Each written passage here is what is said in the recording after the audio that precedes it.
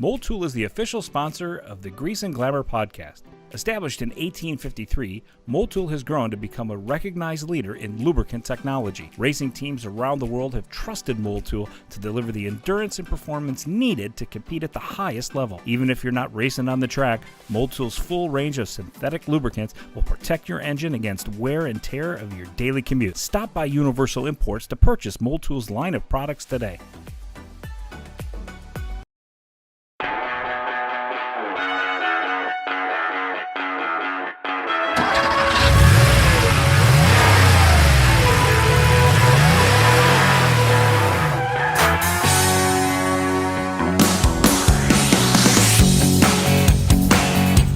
Turn that music off and we're going to play something different. Oh, couldn't wait to do this all day long. Well, okay, welcome back to the Grease and Glamour podcast. I am Mark Fuerbacher, your host. I'm here today with Aaron Kane and with Ray Amy. And, well, I figured I had to really come back with something amazing. We've been gone for 6 months. With the pandemic, we decided to just sort of not try the Zoom thing. We had tried it. It didn't work that great. And we said we'll just take a break. So what do we come back with big? Well, how about somebody who's here in studio with us, who's in the Songwriting Hall of Fame, the Rochester Music Hall of Fame, has sold 100 million records, somewhere in that neighborhood, is a 3-time Grammy nominee, has somewhere like 50 hit singles with classics such as Juke Box Hero and the number one song, I Want to Know What Love Is, Waiting for a Girl Like You. And then he was in the band, a little known band named Foreigner, and then went on to do an amazing solo career with songs like Midnight Blue and Between You and Me. Bottom line, if he wrote it or sang it, you've probably heard it. Mr. Lou Gramm in studio. Welcome, Lou. That's quite an introduction. Thank you so much. Well deserved. Yes, well, Lou Gramm, hands down one of the best voices in rock music, and we are fortunate enough to have you here to talk about cars and music, two of my favorite things, and I think probably two of your favorite things Absolutely. as well. In that order. In that order, cars and music. Nice. So, you know, everybody in Rochester knows that it's not a car show in Rochester unless Lou Gramm's walking around. Do you have your cars in the shows, or are you more there as a spectator? If it's a show that's going to be judged, I don't do that in town at all. But if it's just a cruise night, I bring a car. Okay, Nice. yeah. Yeah. So what are your favorite, what are there favorites? Do you have favorite cruise nights? This past year, because things were so odd with the epidemic and everything, my favorites were not showing. Shriners on Bay Road, I really like a lot. Okay. So I know there's one out here in Macedon at the Log Cabin. Yes, the log cabin's great. Yep.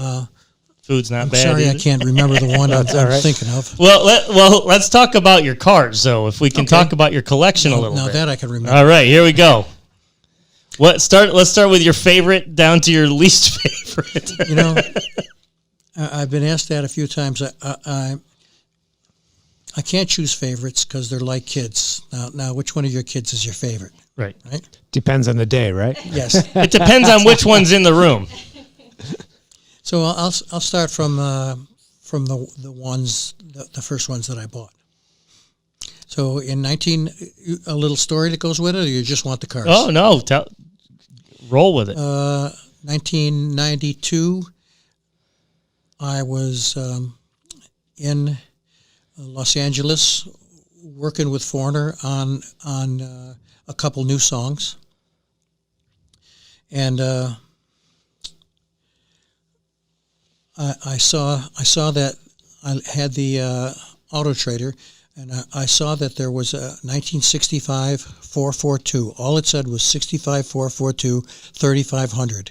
And I thought to myself, 3,500. Oh God, what's this look like? You know? But I called the person, and it turned out that it was his mother's car.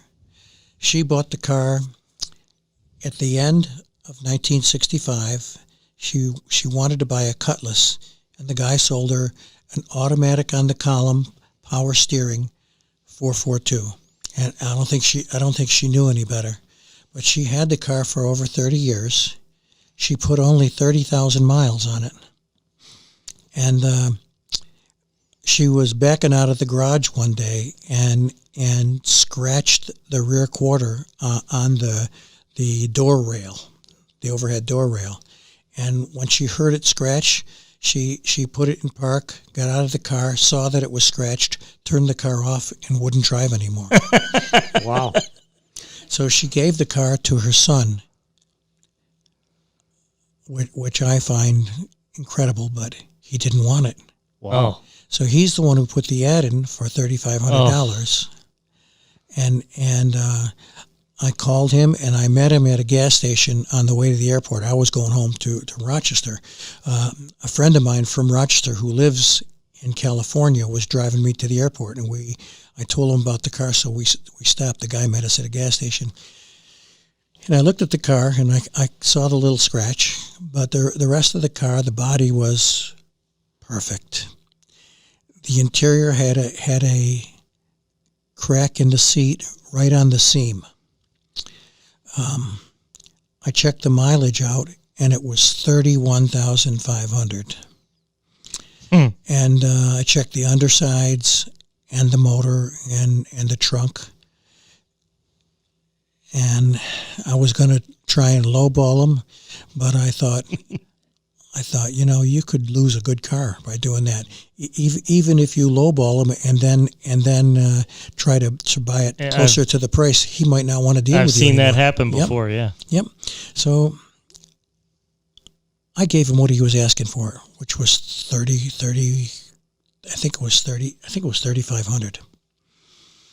And he let us take the car on his plates to my friend's house, who was only about 5 miles away, drop the car off, and bring him back his plates.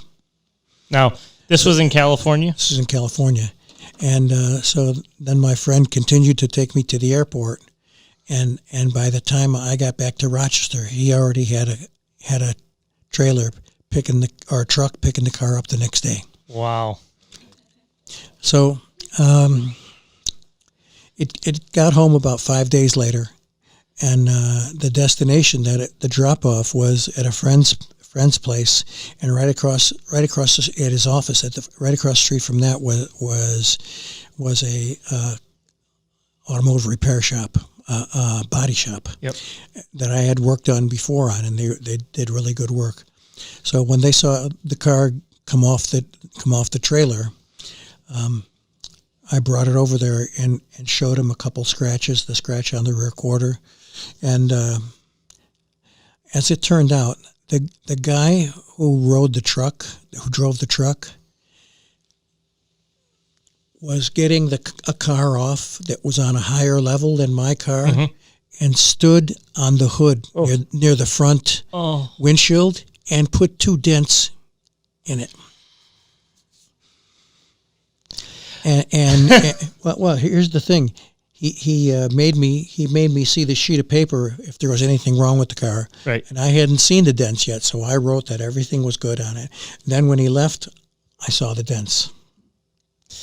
So I called the truck company, and he says, "Too bad." Well, you and I could definitely share horror stories when it comes to cars. Yep. And so I didn't know what to do with that back in 91. Sure. And I drove it like that for 20 some years, more than that. And then just last year, another friend of mine who does body work says, "Hey, didn't you ever hear of the dent doctor? He's going to be here today." I said, "Can I bring my 442 down?" He says, "Yeah." So he took the 442 down. He gently pulled down the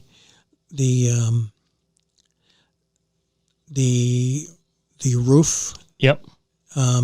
material near the front of the car, and massaged out the dents, and then put the roof material back. You can't see that it was ever. Wow. Well, and I think you stated this before, I don't know where I read it or heard it, but that you really like to try to keep the paint as original as possible. And, So and it's 95% original. yeah, that's awesome. That's fantastic. Yeah, that's really great. You know, I did hear this interesting story. So we had before we took our little break, we had Mario Andretti on, and he had shared this funny anecdote with us that he was out in California driving with a friend, and they were going a little too fast, and they were pulled over by the police.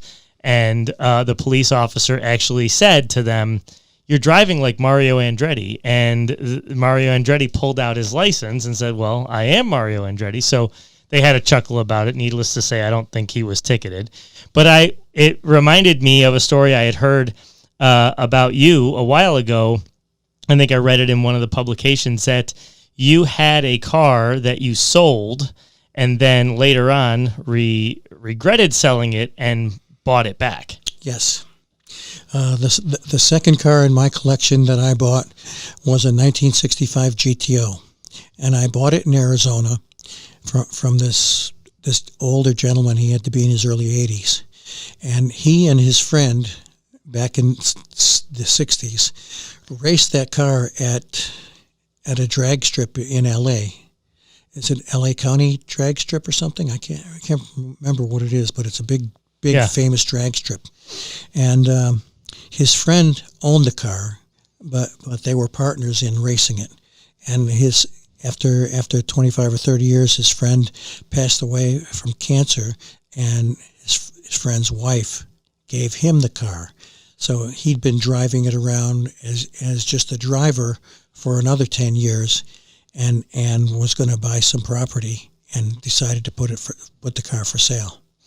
And I had a friend in Phoenix at a place called Chevs and Vets, and he agreed to meet me there with the car, and we put the car up on the lift and really gave it a once over. And I was going to try and knock the price down, but the price was $12,500. Well, you know, my brain went to this automatically when I thought about the story, going, you know, the guy probably wanted a lot more money, and you would have said, "Well, why do you want so much more?" He goes, "Sir, this car was owned by Lou Gramm." So I bought the car. I had it until 2009, and by then I had about 7 or 8 cars. And we won't go through all those stories, believe me. But I you know, it's difficult to maintain them when you don't have professional somebody working with you to keep them all running good and all the brakes right. And well, I do want to ask you. So you did spend some time living out in California, right, in L.A. Just when we were recording out there. So I know, you know, when you listen to Rev on the Red Line, you did some drag racing down Lake Avenue. Oh, yeah. Did you ever get a chance to drag in the aqueducts in L.A.? You know, you always see the movies like, I think of Grease, you know, with them driving in the, I think it's an aqueduct where everybody drives. I never did, but I remember renting in 1979 while we were recording Head Games. I rented a '79 Z28 and went out at night looking for a race, and I found a few. Yeah, I'm sure. I think it was San Bernardino Drive. Yeah, it's I would imagine they're easier to find out there than here, probably. Oh, definitely. but you know, that's from driving 3 or 4 days for 2 or 3 hours each day at night after we got out of the studio. And so for those 3 or 4 days, I found 2 races, you know. Oh, yeah. Things are not like they used to be. No, not at all. No. Can we talk about Rev on the Red Line? Is that a song written from personal experience, or yes. So was that early days? It was the early days. I was in Black Sheep then, but it was still 4 or 5 years before Foreigner. And I was fortunate enough to find in the city a gentleman who had a '69 Nova Super Sport, 396, 375 horse, turbo 400 automatic with a stall speed of I think 32 or 3,300. So that means it would shift there on its own if it was left in drive. Yeah. And it was a beautiful car. I think it had 12,000 miles on it. I think I paid $2,500 for it. That's what things were going for back in the early 70s. That's when I bought it. And I would race up and down Lake Avenue, and I rarely lost in that car. So that was the one car. That was the car that you That's the car I was writing about. Yes. Okay, so did it truly have 400 horses tucked under the hood? It was 396, 375 horses, but it was a factory blueprint car, so it probably had a little over 400. Nice. Okay, yeah. So you can't rhyme much with anything other than a solid even number like 400. So when is the last time you were on Lake Avenue revving the red line? The last time I was on Lake Avenue, I was at Lake Avenue and Ridgeway. And I came up against a 1970 Corvette 427. And I was on the inside, he was on the outside. And we took off, and I had him by a little bit, and he started creeping up on me. And then there was someone in his lane. It looked like an old station wagon with boxes piled so high in the back that I knew they didn't see us coming. And I was starting to gain on him again. And that person in his lane suddenly just made a right-hand turn into a driveway. And when he was clear, he kept on going, and I hit the back of the car. Ooh. And it drove me into two parked cars. Wow. Oh. Well, Ray has a Ford Maverick. So Yeah, 73 Maverick with a Grabber? No, not a grabber though, but it's got a 347 stroker in Oh. it. So I'm pushing about 440 horsepower out of it. Yeah. So he wants to take see that out to cruise nights? I do, but I'm down on I'm down in Pavilion, a little tiny town south of Leroy. So I always hit the stuff in Brockport and Batavia, that area. They had some great American graffiti cruises this year because they didn't have, because of COVID, they didn't have all the meetups going on. So there were all these pop-ups. So I did a couple of those, and those are really neat. So people were literally just cruising up and down the road instead of sitting in a parking lot in the towns. And that was very, very neat to fortunately, my way home that night, we hit a deer with the Maverick, and now it's got to be repaired this spring, but she'll be back out. So That's good. Yeah. That's good. Well, I'll tell you, people here know us as for European cars. We do a lot with vintage Porsches and that sort of thing. And so people would say that my favorite car is probably an air-cooled, late 70s Porsche 911, which it is. But my close second, which my mother wouldn't even know this, is a 77 Pontiac Firebird Trans Am, Smokey and the Bandit, Burt Reynolds, all the way. So I'm in your camp with the GMs. Well, let me tell you. Although Ray's car is pretty snazzy, I will say. He almost killed me in it. That was fun. In 1979, after we came home from touring the Head Games album, I drove into Manhattan and parked my car and went into Manhattan Porsche Audi. And this is the end of 78, and ordered a 1979 930 Turbo Porsche. It was petrol blue with solid black interior. Even the inside top, which is usually white, I had it black. And it came after, I waited about 3 months for it. Well, every rock star in the late 70s had to have a 911 or some sort of Porsche at that. It seemed like that it had to be in the arsenal somewhere, right? and so it was a beautiful, beautiful car, and it was wicked fast. Yeah. And I changed the oil when I was supposed to. I brought it. I lived in Westchester in a town called Katona, right near White Plains. Mm-hmm.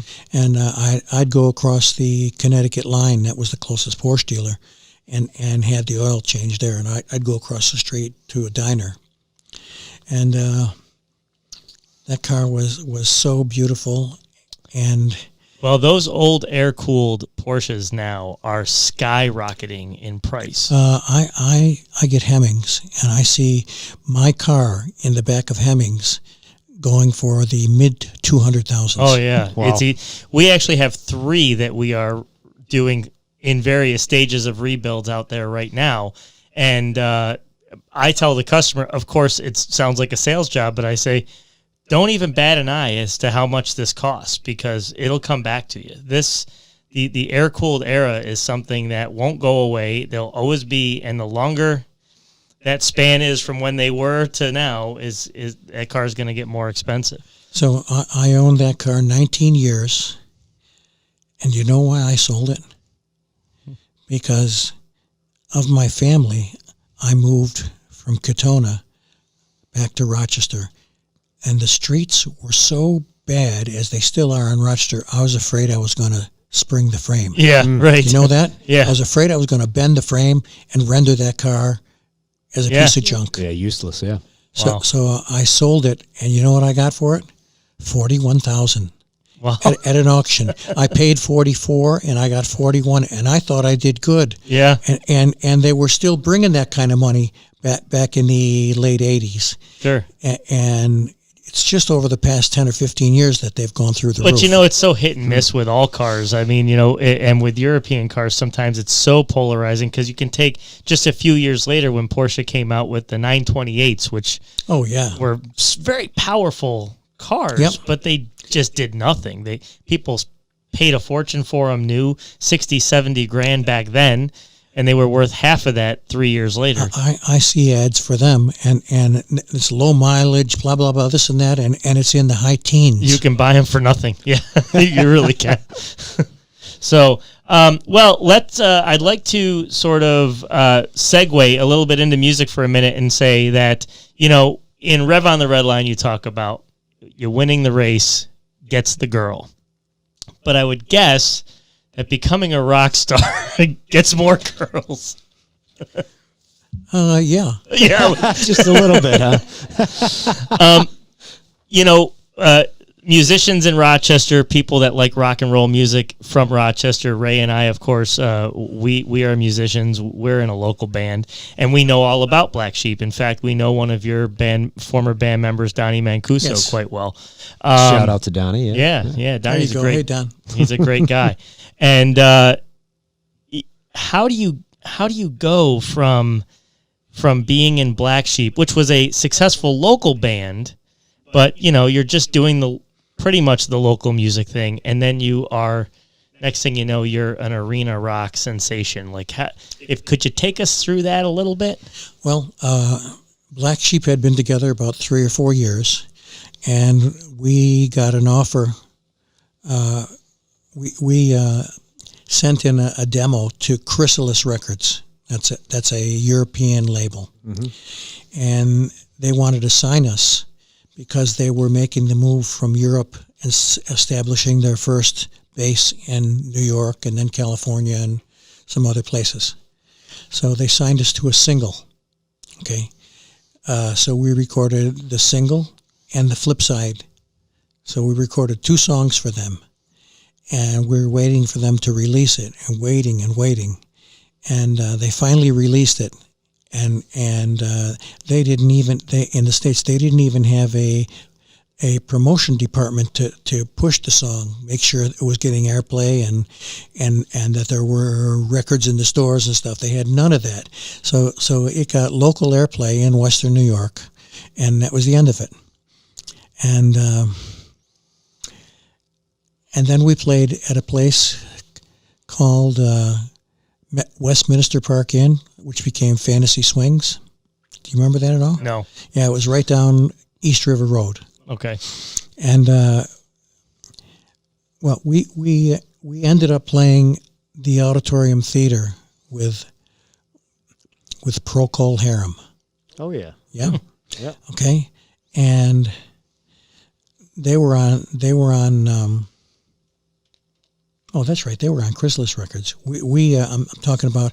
We played. I'm trying to think who we played with. In Syracuse, that was on Capitol Records, and I think we opened for Aerosmith then, and a guy from Capitol Records was there and heard about the band and heard the singles and knew that we asked off of Chrysalis Records because we knew they weren't going to help us, and we got signed to Capitol Records within the next 2 weeks, and then went to New York, the record plant, and recorded our first album. Oh. And there's 3 or 4 studios within one studio at the record plant. There's Studio A, Studio B, Studio C. So we were in Studio B, and in Studio C, right next to us, was John Lennon. Wow. Well, that was going to be one of my questions for you, is that, Ray, Aaron, and myself, I could keep my cool and not admit this, but we were kind of giddy school children, knowing that we're going to get a chance to talk to Lou Gramm. So there has to be those people that you felt that way about, and I'm guessing John Lennon could be up there on that list. He's at the top of the list. It's got to be at the top, yeah. You've played with some of the Beatles before, haven't you? Yes. I played with Ringo, and I think that's, as far as the Beatles go, I think that's about it. Yeah, Ringo does his all-star band. I sat in with them. Yeah, it's great. A couple songs when they were at Canandaigua. But you'd be remiss if we didn't talk about all the stuff is in your book, Juke Box Hero. Yeah. Folks don't have it. Yeah, by the way, yes, this is really one of the things I wanted to tell our listeners, is that there's this really wonderful book. Right now, I've just bought out Barnes & Noble, but they promised me they're restocking. And it's available online. And it's a steady sell. They said, man, there's so many people come in and buy this book. It's a very steady sell. It's funny that the lady commented on that. She saw I had 3 of them in my hand. She said, can I ask what you're doing with 3 of the same book? I said, well, it just so happens. But the book is actually now, it's kind of a re-release. It was written in 2013, and then you added a few things. Added I think 2 chapters. Can you, what compelled you to want to add to it? What did you feel it was missing? I think that where we left the original book, there were some unfinished things, and I think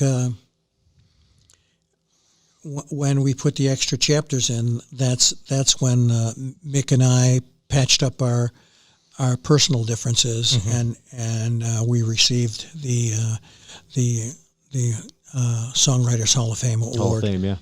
Well, and I know we're all waiting for the Rock and Roll Hall of Fame to acknowledge you, which should be any minute. But I think it will happen. I know that. I don't think that the reason why we're not in the Rock and Roll Hall of Fame is music.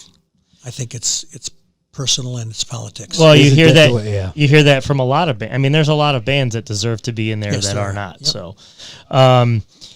Okay, so now we're losing my train of thought here. I have so many questions. Well, I have a quick question. So the book, did you always want to write a book, or is it something that kind of happened? It kind of happened. I think it was just from me telling stories over dinner or over coffee or something, I've had so many people say, you know what?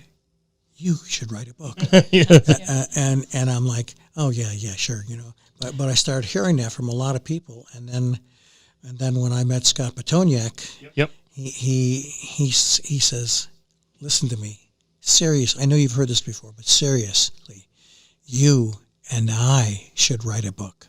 It's a good read. It's an easy read. It's got a lot of great information. It's a very honest book. So I don't want to really get too much into talking about Foreigner and the history. Everybody knows that, and they can find out about it when they read the book. But I do have a question when it comes to you, Mick, and cars. So Mick being from England, was he into the British cars at all? Did you guys ever have a little fun car rivalry? Or not so much. He had in Manhattan, I think he had a Suburban for his runaround car with the family, and I think he had a Jaguar for his nights out. Yeah, you'd have to have a Jag or something like that. So whenever when we went to California and I rented the Z28, he had a small Mercedes, Yeah, right. Coming from two very different angles. Absolutely. Probably why that band worked so well. For the most part, in some ways, yeah. Right.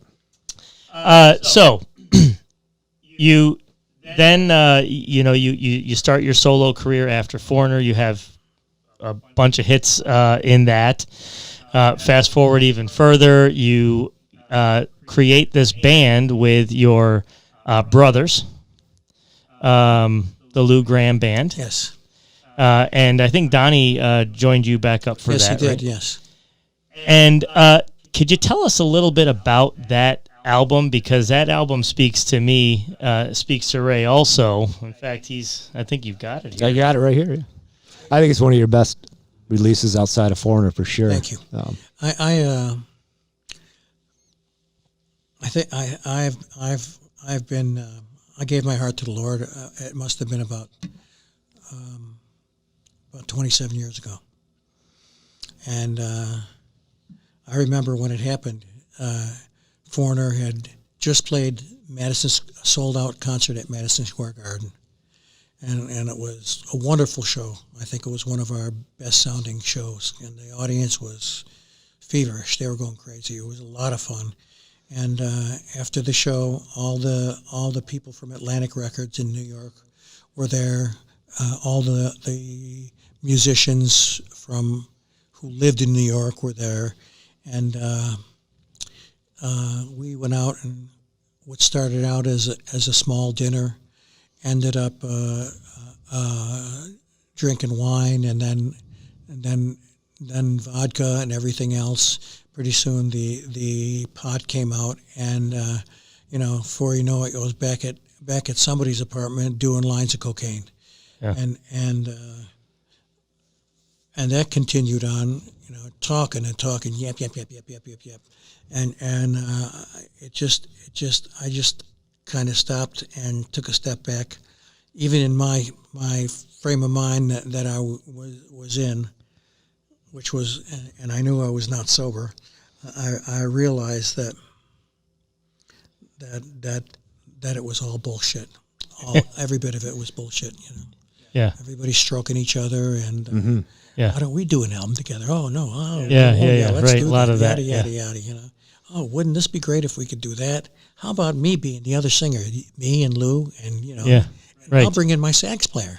Yeah. Oh. Probably a lot of imaginary super groups that potentially correct. would have been formed. Yep. And I remember being dropped off at my hotel by a limo, and I got out, and I somehow made it to my room. And I was so wrecked. I think I don't remember ever being that wrecked. And I got in the door, double locked the door, turned around. I took 2 steps towards the bed, and I fell on the floor.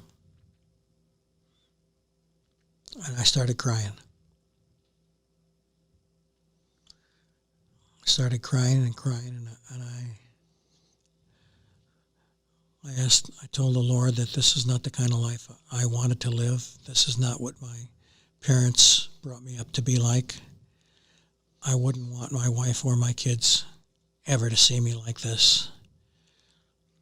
I've been doing this for almost 20 years, on and off. And I'm sick of it. And I begged him to please take this evil from my life. And when I woke up the next morning, I was still on the floor. And I was supposed to catch, I think, a 8:30 or 9 o'clock plane back to Rochester to be with my family. And instead I called my attorney, who was a friend of mine. And he was at the party. And first thing he said to me is, "Are you okay?" And I said, "No."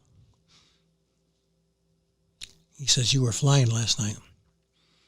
I says, "I know that, you know." I says, I canceled my flight back home. I says, "And I'd like you to do something for me." And he said, "Yeah, sure, what?" I says, "There's a place called Hazleton in outside of Minneapolis." I says, "It's a drug rehab place. I've read a lot of good things about it over the last few years." I says, "I'd like you to call and try and get me admitted in there." I says, "I'm not fooling around trying to cut down or stop for 3 or 4 days, and then when I start up again, it's a big blowout." I says, I want to change my life." I says, "Not only do I want to change it," I says, "I have to change it or I'm not going to be here too long." So I went to Hazleton for 30 days. It's, what's that, 4 weeks? Yeah, 4 weeks. 4 weeks, yeah. And of course I called my wife after I knew I was booked there and told her that I wouldn't be flying home, that I was going to Hazleton.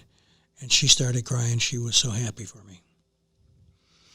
And I went there and I got an incredible education about what drugs and alcohol does to your body and your mind. And they had priests and pastors there. And I saw a pastor who I talked to for a couple hours. And, he told me what that stuff does to your soul also. Oh, yeah. So you write this album, I guess, and that's your, I guess, I'm reluctant to, it is Christian rock, but it's not Christian rock the way a lot of people think of Christian rock. I had a pastor once who said to me, the reason he doesn't like most Christian rock songs is that it sounds like it's a song about a girlfriend that's just replacing the girlfriend with Jesus.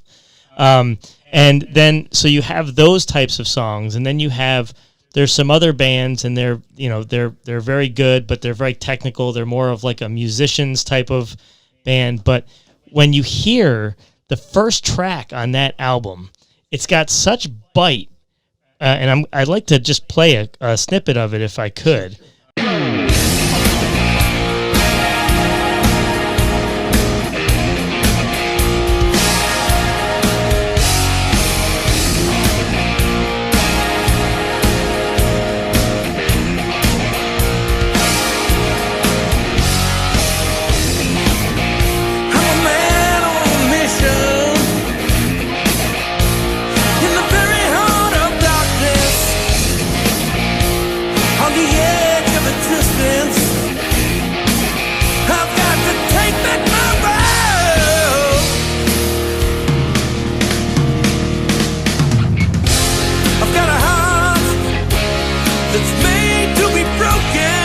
There's such good grit in your voice in this album. I let it go. I let it all go. Perfect. Yeah. You could feel it was like the floodgates, right? Just opened up. So, is this a one and done album? Are you going to write some more of this type of stuff? Is any of that in the future? I'm looking for number 2 for sure. I think there'll be number 2 at some point soon. Beautiful. I did hear that there are some old unreleased Lou Gramm songs that we might be seeing. Yes, there are. We're working on those right now, and we're hoping that we don't have contractual issues with Atlantic Records, because those songs were written during my solo album, but they weren't on the record. They weren't finished, or they weren't good enough then, and we had better songs, so we put those on the album, and those were kind of the ones that were in limbo. Yeah. So I thought I could take a look at them and make them into something better than what they are, and release them myself. But apparently, which I found out, anything you recorded while you were under contract to Atlantic belongs to them. They still own. Yeah, whether it was on an album or whether it's been sitting there for 30 years. Wow. It has to be tough as a musician. You have this creativity inside you that wants to come out, but you have all this bureaucracy that surrounds it all. So nothing's just easy. So I also, my percentage of the royalties for my solo albums was, even though I had so much success with Foreigner, you'd think that they would give me a better royalty rate. I had the same royalty rate as a guy off the street recording his first album for Atlantic Records, So my albums didn't even go gold, but they did pretty good. And when I'd see my royalty statement, it was what's this? Enough to buy lunch, huh? Well, let me ask you, I just would like to get this perspective from someone who was such a big influence in the rock genre for so many years, and in a time where people were buying vinyl, CDs, cassettes, and that's how you could make money. Where do you make the money these days? Is it all in touring? And now with COVID, you can't even do that. So I feel for these musicians. Mostly in the writing. Yeah. So you're right, because your songs just land on Spotify now, and I'm not even sure how the royalties work on stuff like that. It's very, very poor on Spotify. It's very, very poor. Yeah. The poorest of any of them, I think. Yes. Yeah.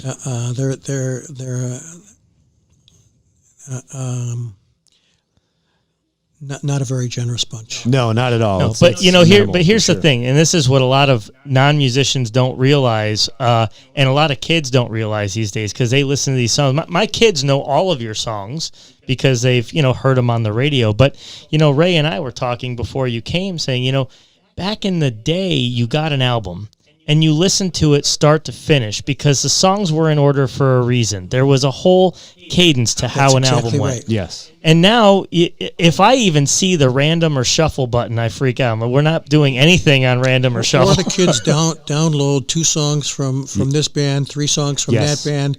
It was so important to have the right running order. Of course. Songs that the last song on side 1 is a kick song that makes you want to turn it over and keep playing. That's right. And we did have to turn it over. And I'm still a big vinyl guy, and I love the experience, dropping that needle on one side, opening up the vinyl or whatever's inside the lyric sheet, and just reading it as it plays through. And you have to pay attention because it is a needle going across, and you have to get up and flip it over, so you're engaged in the whole process. And that just doesn't happen today. Like you said, it's all about the hit single and nothing else. The whole album could be crap. The rest, that one song could hit, and nobody even listens to the rest of it. In fact, I think now artists are even putting out just singles. There's not even record albums coming out anymore. That's it's right. Such a shame. Yeah. Well, the songs that I was hoping to work on and release would have been a 3-song EP, but putting it online to be downloaded. Yep. Either any one of the songs or the 3 of them. Yeah. Well, I just think the younger generation doesn't know the feeling of going to the record store, buying the album, or even the cassette. I had a Walkman glued to me through my high school years, and you'd get the cassette or the album, and you'd come home and you'd listen to the whole thing, and you'd maybe you got lucky and the lyrics were written in there because you couldn't go on Google to find out what they were saying in the song. And there was just something so special. I mean, even for example, like you take the Double Vision album. You look at the album covers. I mean, they have a meaning. What, did we get in trouble for that? Yeah. Oh, did you know about that? No. We were wondering if you guys did it or if it was promotion guy that did it. It was an album cover artist that had done a number of very good album covers over the years and wanted to do this, and when we saw it, we saw it and we go, wow, that's great. It's just it's a girl in a boy's bathroom. You could see the urinals. Yeah. Wiping her phone number off the wall. Yeah, I love it. know, and we were told that it was pornographic, that she was masturbating on the urinal. Oh, wow. And the Bible Belt banned the album, and they had pictures in the paper that we saw eventually of people burning all their Foreigner albums, a big bonfire, all their Foreigner albums, and then one at a time, big stations around the country refused to play anything by us. WBBC in Boston, so cancel culture was even happening back then, huh? Yep. And that album, coming after a 7-time platinum double vision, Head Games barely sold 1 million albums. And it's because of the controversy, you think? Yes, I know it was. Absolutely, yeah. You speak in the book, or you say in the book about the going out on tour, playing your old hits, some of which, were like Hot Blooded, some of these songs that have a little bit of a provocative nature to them. And then also mixing those with your new songs that have more of a Christian tone to them. Well, let me interrupt. This is not with Foreigner, though. This is my, yes, that's with you. Correct. Yes. Yep. Yeah. Yeah. How did you reconcile that? It's in the book, but if you could give us a little taste of that. I would preface these songs by saying that it's been in my heart to write and record a Christian album. I said the Lord has done so much for me, letting me survive a brain tumor, which just about every other brain surgeon said was not operable. And I says I came through that operation, I says, and the next 6 or 7 years were a living hell for me. I says, but I think I'm back fairly close to 100%. I dealt with and I'm dealing with any shortcomings left from the operation, and I'm loving life again. Nice. So I'm curious, take us back to that time when you in that hotel room, coming out of there, going into rehab and sobriety, meeting the pastor and really reconnecting with your faith, reconnecting with God, and then going out on tour again eventually with Foreigner. Was there any spiritual battle going on inside you that was like... They all knew that I came back from rehab, and they were slapping me on the back saying, "We're so glad you did that, Lou. You were so bad. You were in such bad shape." And I'm thinking to myself, I'm in such bad shape. I said, okay, thanks, guys. Appreciate that, And so we'd play our shows, and then we'd have to travel 400 or 500 miles to the next city on the bus. I had the back lounge, the little area behind the back wheels. And then there were bunks, and then there was the front lounge, which was big, had a stove and a refrigerator and a cool stereo and all that stuff. And that's where we used to play euchre.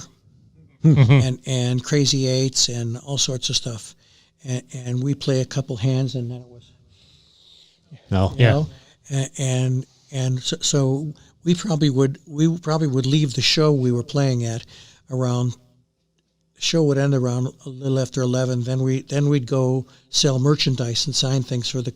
That by the time we'd actually get in the bus and head on the road for the next city, it was probably about 1:00. Wow. And the crew was still tearing down the equipment. Yeah. So we'd be on the road 6-7 hours sometimes, and we would be playing cards and smoking and snorting and drinking hard alcohol for the whole trip. And one at a time you'd see guys go, "That's the last hand for me. And that at some point though, everybody was clean on some tours, though, right? Or no? Did that not happen? No. So after I gained sobriety, I stayed in the back lounge, and I knew that they were still playing up there, just like I used to play with them up there. Sure. And so when I had to use the restroom was right across from where they were playing. And I go out there and I go, "How's it going, guys?" And they go, "Oh, good, Lou. We're having a lot of fun." Blah blah blah. Blah. And I'd come out of the bathroom, and they take me by the arm and bring me over to where they were, and I could see the mirror with the and all that, and again they go, "We just want to tell you how proud we are of you for doing that." That's great. Because we were so worried that you were going to die. But here that is, right? And I had some pretty funky nights. Sure. But believe me, out of 6 people in the band, I was in the lower third of the ones that were really getting crazy. Wow. But they were so happy that I straightened myself out, and I said. And I told them as I was walking back to the back lounge again, looked over my shoulder, I says, "I'm waiting." That's right. That's right. So, I've been waiting. That's right. There you go, yeah. Keep there going. Acapella, here we go. I think that this is why you're so highly revered by so many. You're a very humble person. You kept to your Rochester roots. You started here. You live here. You're a big member of the community. I think you've even made a joke that one day you might go get a job at Wegmans. That would be something to see, I will tell you. And this book really tells it like it is. It's a great read. I recommend anybody out there to go grab that book. In fact, the reason I bought out the shelf was that we are going to ask Lou if he'll be so kind to autograph these books, and I am going to announce a winner from one of our listeners that we're going to give the book away to. And whoever isn't so lucky will have to go out and buy it, but you can find it in your bookstore, find it online, I'm sure on Amazon and all the other places. Can I make an aside? Yeah. About 3 years ago, Foreigner had a reunion show, big 2017, reunion show with his new band and the original band. Yes. And I was obviously in the dressing room with the original band, and there was nobody drinking. That's awesome. Not Mick, not anybody.